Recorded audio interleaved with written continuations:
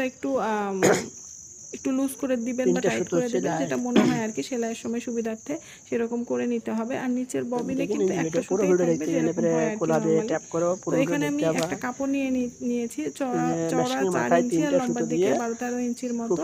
পেছনের পাশে আমি ফিউজিং পেপারটা লাগিয়ে নিয়েছি। এটা দোকানে যে কোনো টেলার্সের দোকানে কিন্তু পাওয়া যায়। আমি আমার পছন্দ মতো চক দিয়ে এঁকে নিচ্ছি আর এর উপরে সেলাইটা করবো। আপনারা কিন্তু বিভিন্ন রকম ভাবে এঁকে নিতে পারেন, তার উপরে সেলাই করে নিতে পারেন। ডিজাইনটা সম্পূর্ণই আপনাদের উপরে। মাস্টার কাটিং করে। আর এই সেলাই করার সিস্টেমটা কিন্তু একদম নরমাল যে সেলাই সেরকমই, কোনো আলাদা কোনো কিছু করতে হবে না।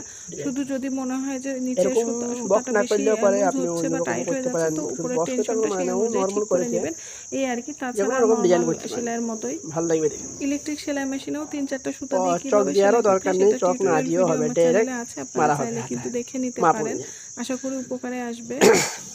নাইস।